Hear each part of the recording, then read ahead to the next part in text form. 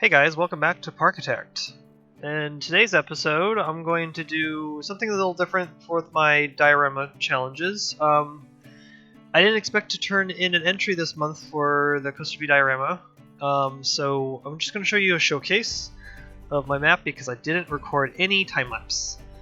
And so let's just get into what this is. So I have decided to do a Xcelerator reimagining of an already existing coaster at Knott's Berry Farm, because when I first got the map, like the beginning of this month, I didn't know what to do with this weird layout. Honestly, there's a giant top hat here. There's two like bunny hills, and then you have these huge sweeping turns, and nothing was clicking in my head for the majority of the month. I didn't know what to do, and also I was in the middle of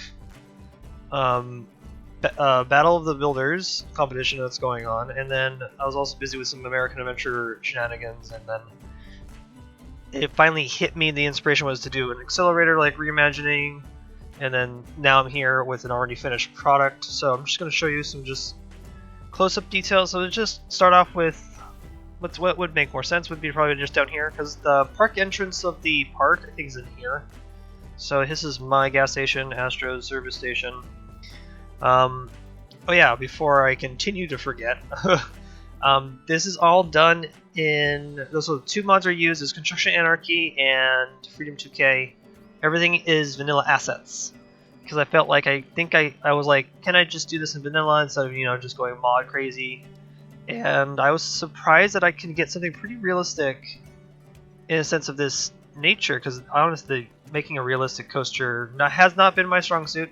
I like doing a lot of fantasy stuff, a lot of storytelling, and then in this case I kind of was trying to focus on realism in a way. All the supports are all custom made.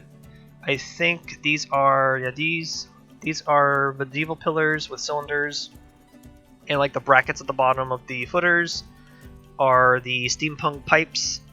So yeah, this has kind of been an interesting little project. I do love that I did the gradient on the track, kind of like the new paint scheme that Xcelerator got recently. So I'm very happy for that. I also did the gradient on the trains, and I just went ham with all the supports and just kind of telling a story of what if Xcelerator had a different layout or a different,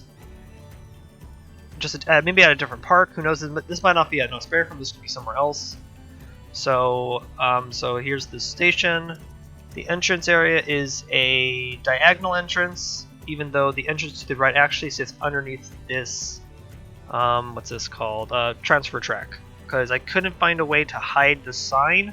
I could have used mods for that. I know the solution for that, but in this case I was like, nah, I want to make this as modelless as possible, or just use vanilla assets. And so here we are with a very simple entrance sign, nothing too fancy. Again, I'm not trying to make it super fancy, because again, this is a theme park that doesn't have a very high budget like, let's say, for Disney. So this is kind of like a Six Flags, Knott's Berry Farm, Cedar Fair type of esque park. So that's what I kind of did here. At this point, I just realized that there's some shenanigans happening with this wall. Is it still not working that I fixed? Hold on, let me see here. B, C. Oh, I didn't put them in, that's why. Huh. Okay, so I'm gonna fix something right now before I forget. But as I work on this little oopsies, so this is a building that I made on the regular grid, and then I just rotated with Freedom 2K, and then just went from there.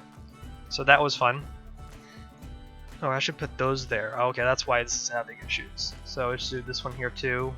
Duke. Oh, now you're inside it. Oh, you guys, get out. Get out. Thank you. There we go. That's better. I should do it over here too. Yes. Okay. Doing some path shenanigans stuff.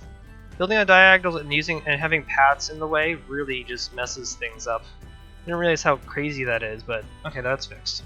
So no more walking through the planters now. So this is the Full Throttle Cafe.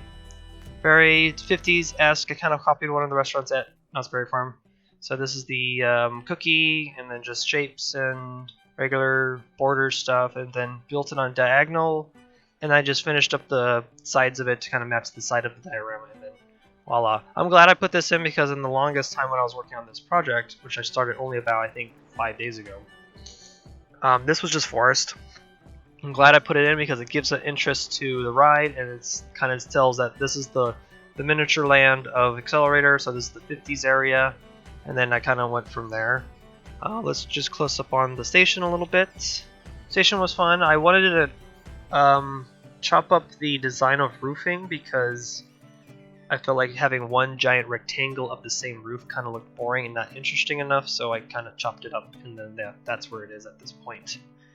This little cool thing I liked that I did here was this little control box for the employee control.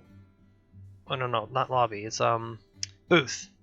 I found this cool little roofing technique with the chimney pieces, and I stuck them inside just a little bit above the square, inside the square, and then voila, there's a little roofing on top of this little booth.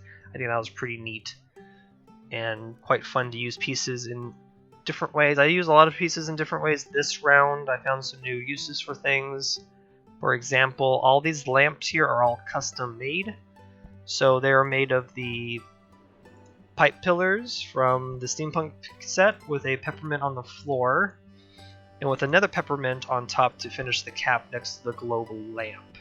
But also what's really cool about these lamps actually work at night. So I'll just show you what they look like at night, because I know that the orb lights in-game do not make light, so in this I found a way to make it light up. So I stuck in these wall lamps inside. I kind of put 3 inside each other so that they can light up a little brighter, and then I put in the orb light to give that sense of glowing. And the whole area lights up quite nicely, quite well.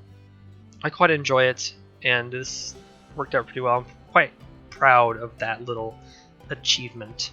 The little things over here is I covered the depot in a warehouse. I felt that was appropriate because given that this is a slice of a park, I can just build a simple warehouse on top of the depot and then just call it there. And then I felt like adding one additional detail. Back here was empty for the longest time, so I decided to build a small miniature train shed with doors open and 2 tracks. And I found a way to make a mock-up of a switch with using pieces. So I know that in here is cubes, and I think this is a door on its side. Yep, there's the door. And then a switch indicator, or the switch lever. And I have now a little train shed that suggests that there's a layout somewhere else in the park, and it just kind of goes out into the distance. So yeah, this is my full layout of the Coaster Speed diorama that I didn't expect to turn in this month. So let's do an actual ride POV, and then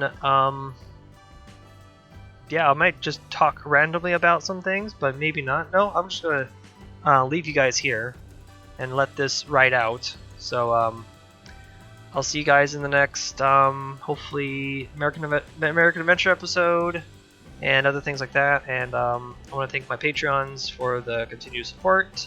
If you want to support me on Patreon, you can. There will be a link in the description. And yeah, I will catch you guys in the next episode. Bye.